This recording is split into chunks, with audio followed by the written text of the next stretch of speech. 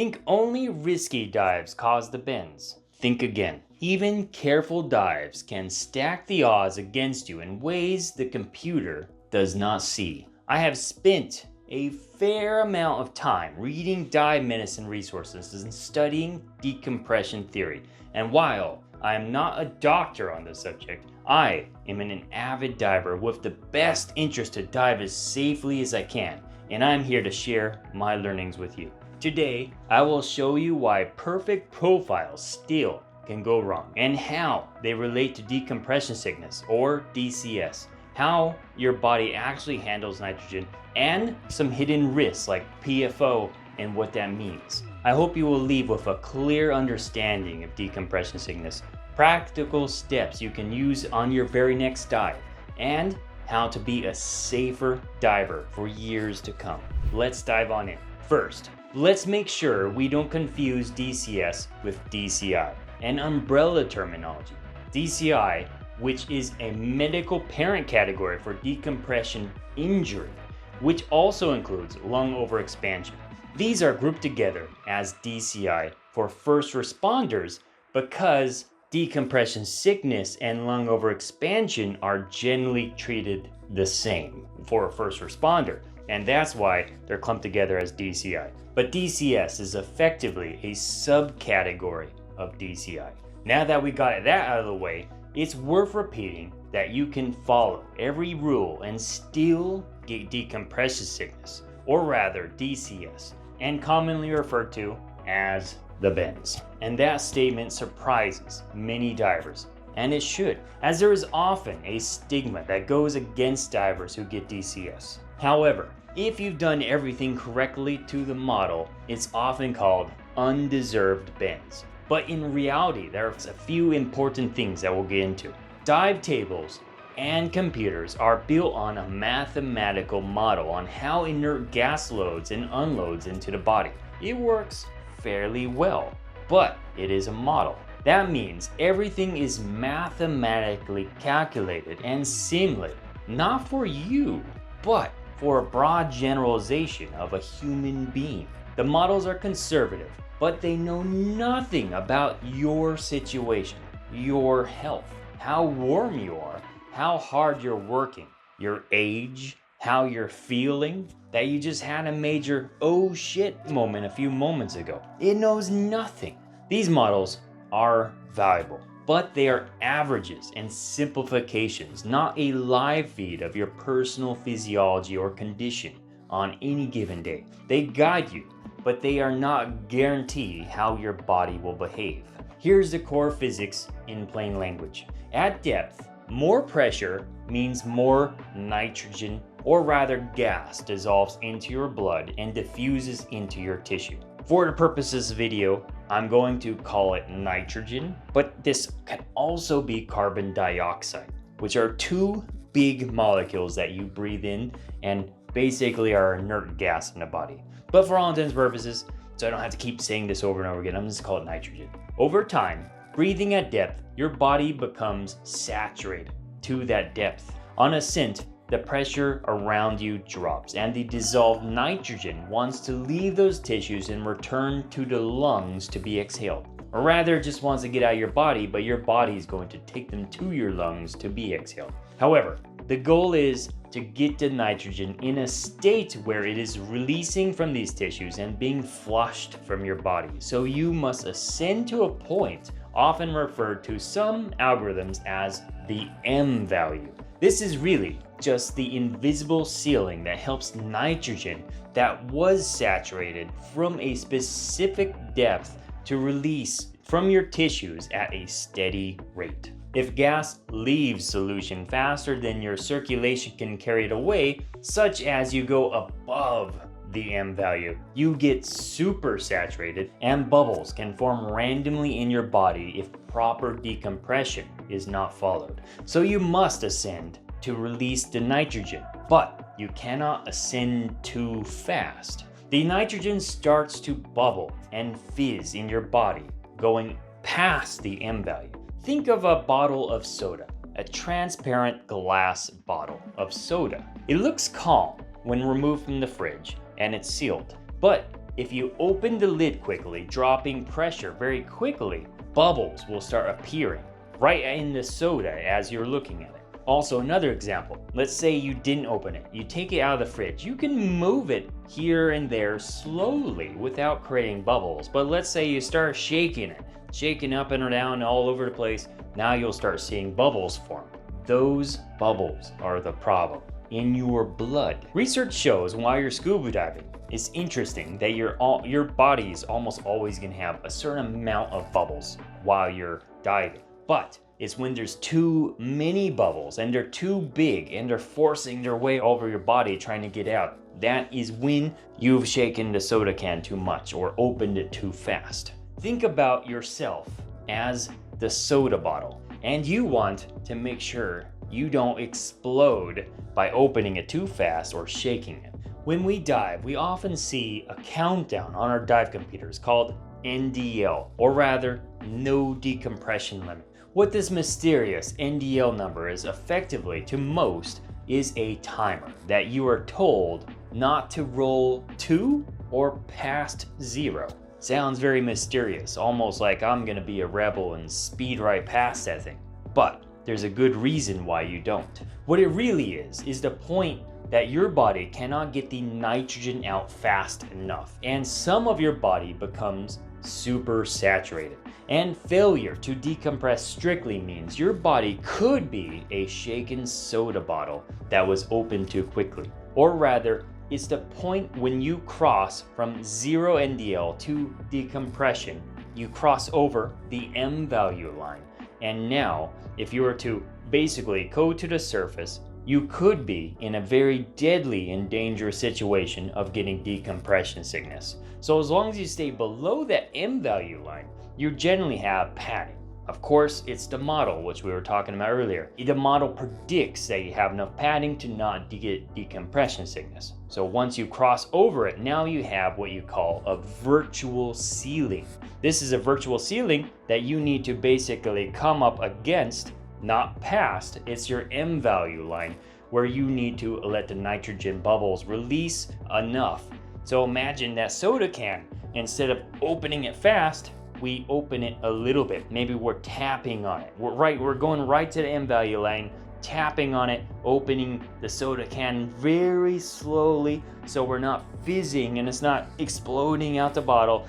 Now we're just letting it out slow as possible. But with that said, now you have that ceiling, you'd often need more gas to stay at that ceiling, not go past it. You need to stay at that ceiling for quite some time sometimes. So effectively, this limit generally defines the difference between what a technical dive is and a recreational dive, being that if I go into decompression, it is technically a technical dive. If I stay under the NDL, I don't go over NDL, I don't actually have decompression risk, it's a recreational dive. But it's still important, it's a model. I could still, if I'm working hard on a dive, be virtually over the M value because of my own physiology and demands of the dive. But what a technical dive is a plan, and that's the key. It's not by mistake. It's not like, oh, there's an octopus here, I'm gonna film it for 5 minutes longer and go into decompression. That's not a technical dive. When I go into a technical dive, it's a planned technical dive. I have a plan, and it could be like, I'm gonna spend 40 minutes at the bottom doing whatever, filming an octopus maybe, but at the end of that 40 minutes, everyone of my team has the right gas and the right structure to get us back to the surface and decompress properly. In a recreational dive, you don't need all that planning as much, because in theory, you could go straight to the surface if you wanted to. Of course, I should say that with proper ascent rate and safety in mind. Because remember, we're going back to that soda bottle. We're trying not to shake the bottle at any moment. We're moving around slowly.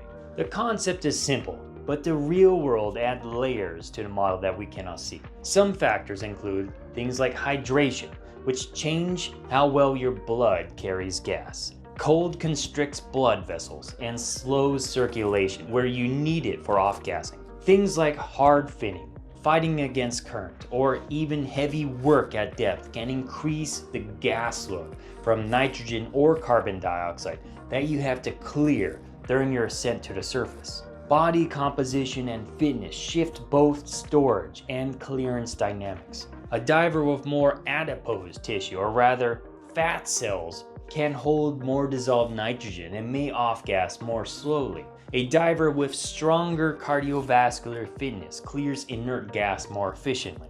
Not to mention, as we get older, our bodies are performing a little bit slower than we probably imagined them, and thus our off-gassing becomes more inefficient as we get older.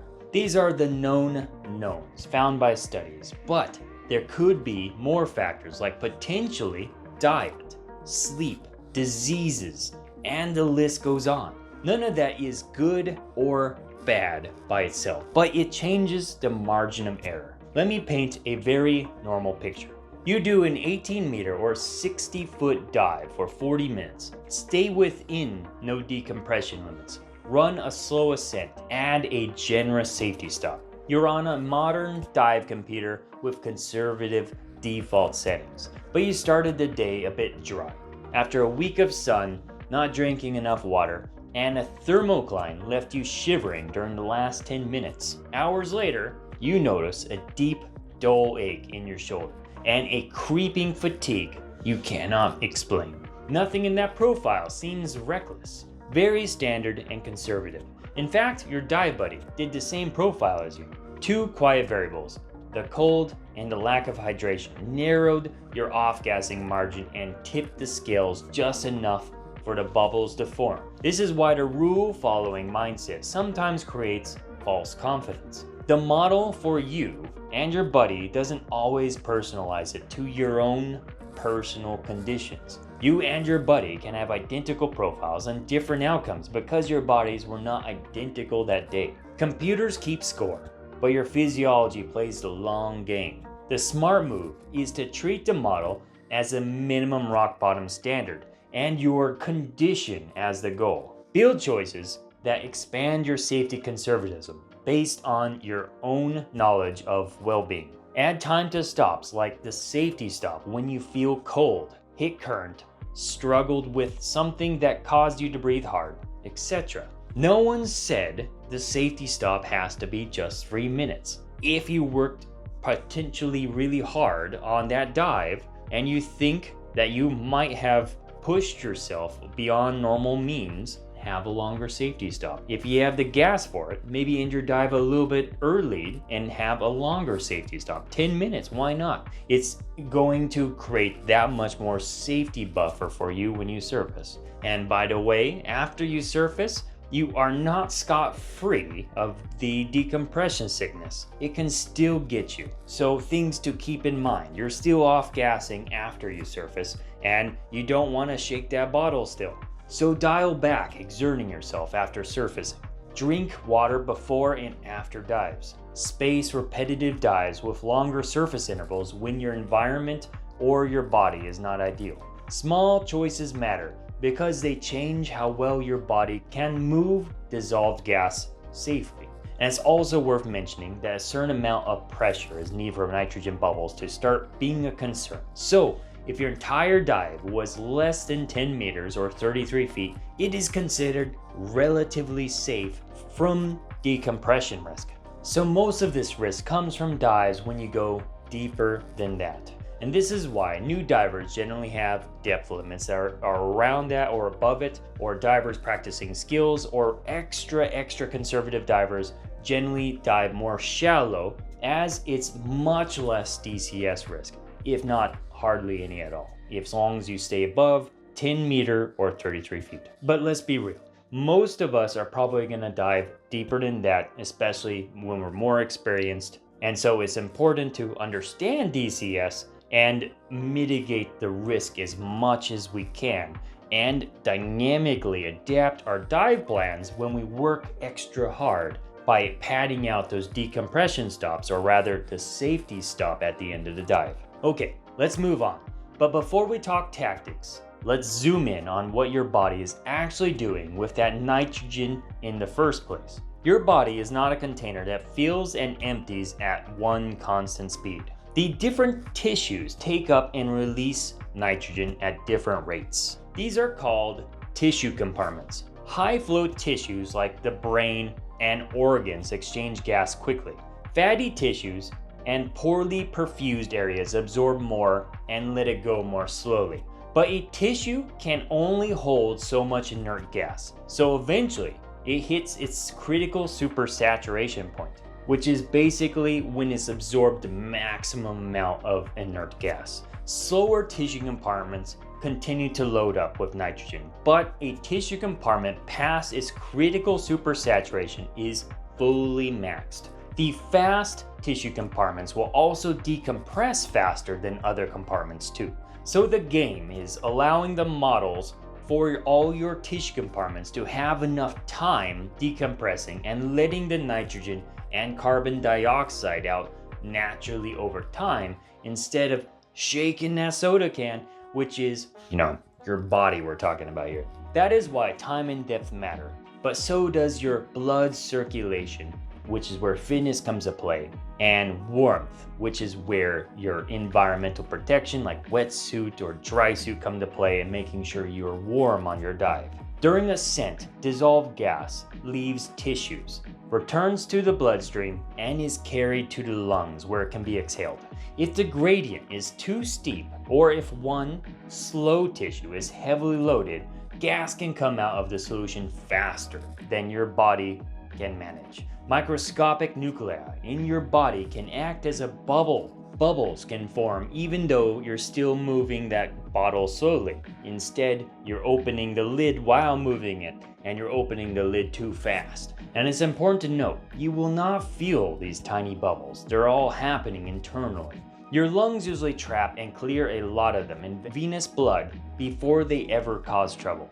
But the amount matters, timing matters, and your state matters. When you're warm and relaxed, perfusion is better and off-gassing tends to be more efficient. Also, talking about efficiency, it's also important what your depth is and how close you are to the M value line or the supersaturation depth, which your organs or internal tissue compartments are starting to release nitrogen. For example, let's say you are diving down to 30 meters or 100 feet.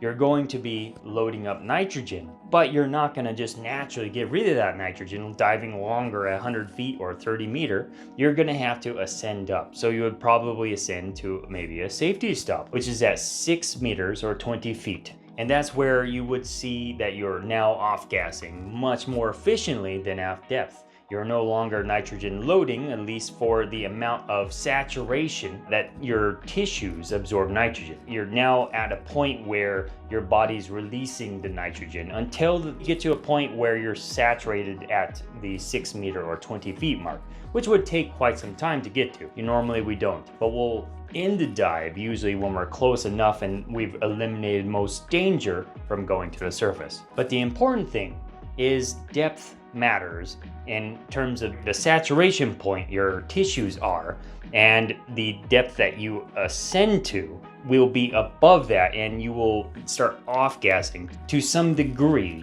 as you're ascending. And certain depths like that 6 meter or 20 foot point are good depths for some level of benchmark of where you can ascend to and off-gas fairly efficiently.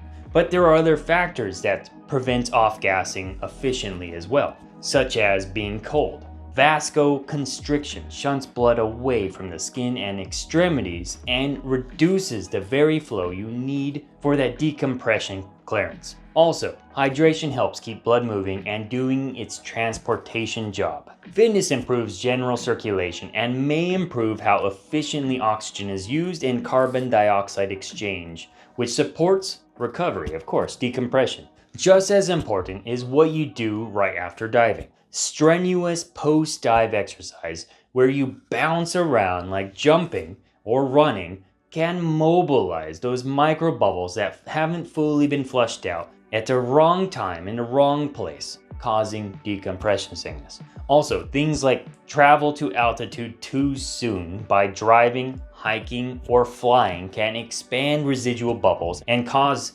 decompression sickness very rapidly.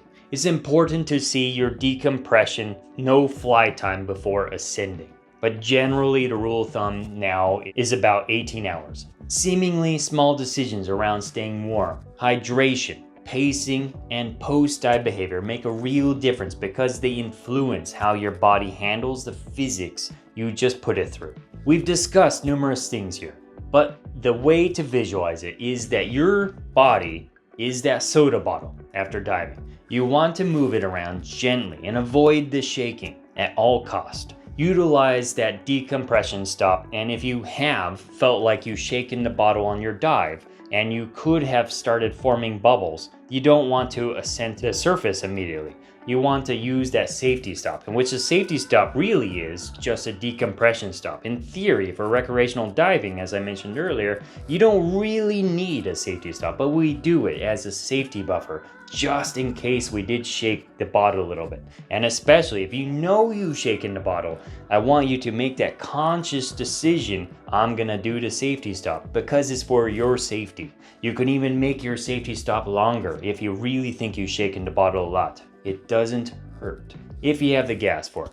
And let's say, for example, you're on a dive trip and you really shaken the bottle. Usually, if you're with a dive guide, they're going to be asking everyone how much time they have left and be asking, question, are you all clear? And just say, no, I have 2 more minutes. You consciously are deciding that you're going to do 5 minutes. You just add 2 more minutes. No one's going to complain that you're taking a little bit extra time for your safety stop. Most people are probably going to be getting in the boat, you just get in last. And I'm just using that as an example because you shouldn't feel rushed if you feel you have an additional risk from your dive. And it's also worth mentioning, because I mentioned it a little bit earlier, but I really want to pound it in. Of course, as we get older, maybe we gain a little bit of weight, or we're getting older in general. These are all factors that increase our chances of getting DCS. If that's you, you are older or you are gaining weight, it's important to know you're not as young as you used to be. You have to have more conservatism, and that will counter the DCS risk that is increasing because of those physiological demands. And there is just but one more twist in our physiology story. All of this assumes bubbles pass through the lungs and get filtered on the venous side. But some divers have a shortcut that lets those bubbles bypass the filter entirely, right back into the bloodstream. We will talk about that next. But first, if you're enjoying this video, now is a great time to like and subscribe. It helps the YouTube algorithm serve it to more divers and keep them safer of awareness of DCS. I post weekly content to help divers grow their skills, build confidence, and explore the ocean with curiosity and care. And by the way, I have a newsletter that's free of charge, and I would totally love your feedback and support with it. If you're interested in the latest and greatest of scuba news, feel free to subscribe in the description below. So here is another curveball rarely discussed in DCS conversations. About 1 in 4 adults has patent foramen ovale. I probably butchered that, but for the purpose of this video, I'm just gonna call it PFO. And a PFO is a small flap-like opening between the upper chambers of the heart that did not close after birth. They're supposed to close, but they didn't. And for most people, that's entirely fine. Really, most people with PFO never know it exists and never have a problem. It's not something you'd know, honestly, unless there truly was a problem. For divers, a PFO can allow venous microbubbles to bypass the lungs and enter arterial circulation again. So basically, the bubbles, instead of going to your lungs, are being recirculated, a certain percentage of them, depending on how big the hole is. And remember, your body's just trying to get those nitrogen bubbles out. So let's say there's 100% capacity of your nitrogen bubbles trying to be excreted from your body going to your lungs. 10% of it gets bypassed right back into your arteries, which is going to be recirculated. So that really makes your body only 90% efficient at off-gassing. You are much less efficient at off-gassing than someone without a PFO.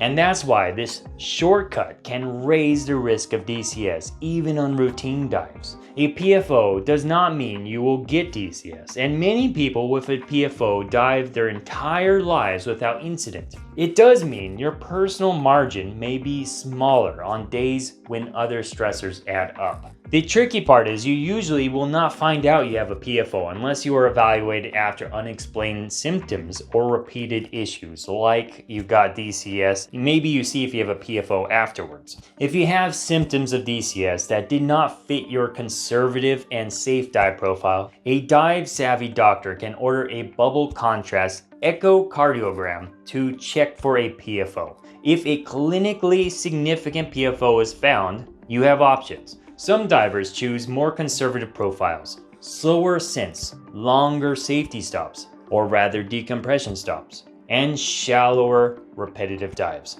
Some consider closure procedures in consultation with cardiology and dive medicine experts. That is a personal medical decision that should be made with specialists who understand diving. Beyond anatomy, individual susceptibility varies for reasons that are not always obvious. Genetics likely influence how our tissues tolerate bubbles and how efficiently we clear them. But there is no simple screening test that divers can take today to quantify that level of risk. Because we cannot measure everything that matters, the practical solution is to control what we can.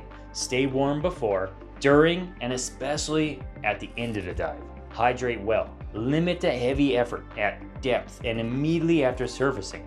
Increase that conservatism dynamically based on conditions. Maybe you did feel cold or you were working hard against that current. These choices widen your safety window whether or not you have hidden vulnerabilities. Okay, we cannot talk about DCS without rightfully talking about what you experience if you get DCS. It's important to know that DCS does not always arrive with dramatic symptoms. It often starts as something you could easily brush off. Common symptoms include deep joint ache in the shoulders, elbows, or the knees. Even skin rashes that look like red blotches across the skin tissue, and they may or may not hurt. Tingling or numbness that feels like pins and needles or patchy sensation loss can appear in the feet, legs, or hands. Fatigue, usually a headache, or sometimes even symptoms of a cold could actually be DCS in disguise. More serious red flags include weakness, balance problems or vertigo, shortness of breath, chest discomfort, or difficulty walking. Symptoms usually appear within minutes to hours after surfacing, and most within the first day. Travel to altitude or flying too soon can delay or worsen symptoms. And it's really important to take away that just feeling cold symptoms could actually be DCS. So they could truly be a little bit subtle. And conditions, once they start appearing, can slowly get worse over time. So it's important to act when you start feeling like maybe you have DCS. And going back to my example earlier, when you shake the bottle, those bubbles, if you look at a soda can and look at all the bubbles flying around in the liquid solution, they kind of do whatever they want. They're kind of fizzing and trying to get out of the bottle any way they can. And so, look at yourself, all the little holes in your skin, maybe through the skin, through your fingernails, through your eyes, your mouth. These are all potential escaping points of little angry bubbles that are trying to get out of your skin, just rapidly moving around, shoving things aside that you don't want to be shoved. These nitrogen bubbles can cause a lot of unknown and very strange damage in your body, so it's not always predictable. So virtually anything that feels strange or off could be DCS, especially if you know that maybe you were a little shaken or if you're just having these symptoms after the dive. It's good to be on the safe side of assuming maybe you have DCS. So if you feel you have DCS or you know someone who may be having DCS, act now. Act immediately and act appropriately. Stop whatever you're doing. It's important to get the person that is having DCS symptoms on 100% oxygen as soon as possible. Keep warm and rest, laying down, because those bubbles, they're angry, they're looking for somewhere, and generally they'll go up. So you don't want to have the person up where the bubbles are probably going to the brain. Hydrate if you can do so safely. Try and get others to help if you can. Try and get the gear in the dive computer situated and understand the story if possible. And most important, call Dan, ideally, which is Divers Alert Network. If you can't call Dan, call the local emergency number for guidance. The important thing is most doctors and medics probably have no clue about DCS. Maybe they know something, but chances are maybe they don't know anything. They can look things up and maybe have an idea. But if you call Dan knows everything there is to know about these things, and they can help in so many ways, and also help tell you who to call, where the hyperbaric chamber is, and they can help arrange a lot of things. So just call Dan. I mean, that is really the most important thing. And Dan's number is something to write down on your wet notes or just anywhere to have handy just in case something like this happens. And it's 191-684-9111. And as I mentioned before, get all the gear, document the dive details, including depths, bottom time, ascent rate, any misstops, how the person was feeling before the dive and after the dive, and likely you'll help write a report on everything that happened. So all these details will be important for the long-term care of the individual and also insurance purposes. Generally, if someone has DCS, the goal will be to get them to a hyperbaric chamber as soon as possible. It's the best treatment. But you can't fly to the hyperbaric chamber, and it's generally advised to not bounce back down to relieve this DCS symptoms, because that is a whole different can of worms, such as trying to keep the individual warm for many hours and have enough gas for them at depth. I have heard in some very remote locations where decompression chambers are very hard to get to, maybe in those extreme circumstances, a bounce back method can be interesting. Dan will tell you all the things that you should be doing, but generally you will go to a decompression chamber, because in-water recompression is hazardous and should generally not be used as a self-treatment unless all other options are exhausted. But really, you can also stack the odds before symptoms are ever an issue. Always dive conservatively. Plan conservative ascents and controlled rates and deliberate stops. Add time to your shallow stop, or rather the decompression stop that we call the safety stop, especially if you're working hard, got chilled, or at the end of the day with many long dives prior in the day. When you end your dive after a safety stop, remember, you're still decompressing. Don't dart to the top from 6 meters to 20 feet. Instead, why not gently ascend? Stop at 3 meters or 10 feet for another 10 to 30 seconds, then increase to 1.5 meters or 5 feet for a few more moments, and then ascend to the surface. You're just really trying to get more of that nitrogen out and off-gassing, giving a little bit more time to off-gas. Don't just look at your clock, safety stop, done, and just hit your inflator button and elevator up. That is a bad idea. This slow-mo rise at the end will help ensure bubbles are not formed as you hit the surface, but it may not always be practical in surge. So try to do it, but if you fail, at least know you've done the safety stop prior, and so hopefully you've mitigated most of your risk. You could say, the surge is pretty bad, so I'm gonna just do an extra 2 minutes at my safety stop.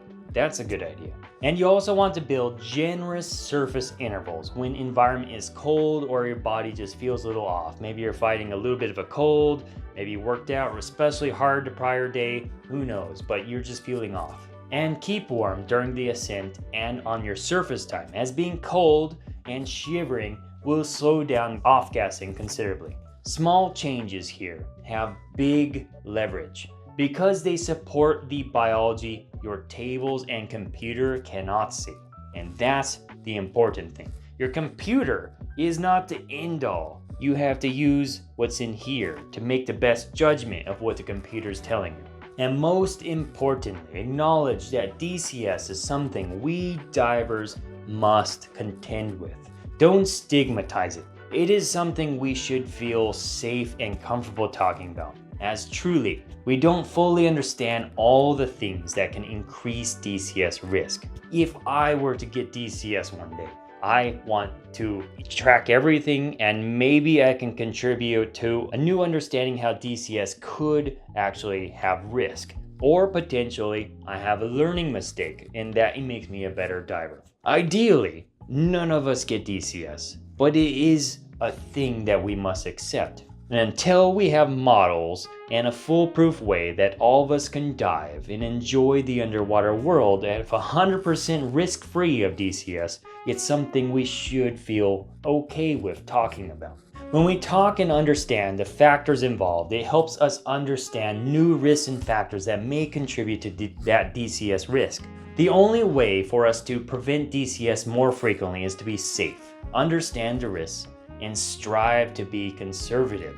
Just because my M value is here doesn't mean I want to ride right on the M value. Maybe I want an extra padding, especially when I've been shaking a little bit on my dive. Maybe I want more padding. The more we know and understand DCS, the more safe all of us will be. We're all working for DCS-free dives in all cases. So share your experiences in the comments, because your story might help another dive make a better choice. Be informed, stay conservative, and continue to be safe out there.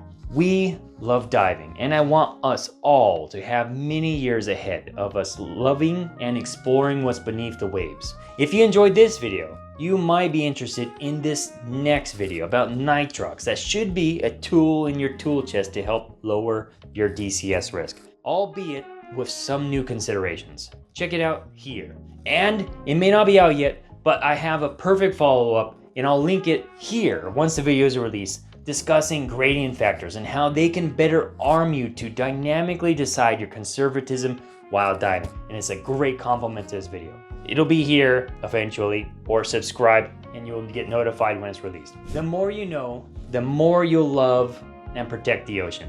Until next time.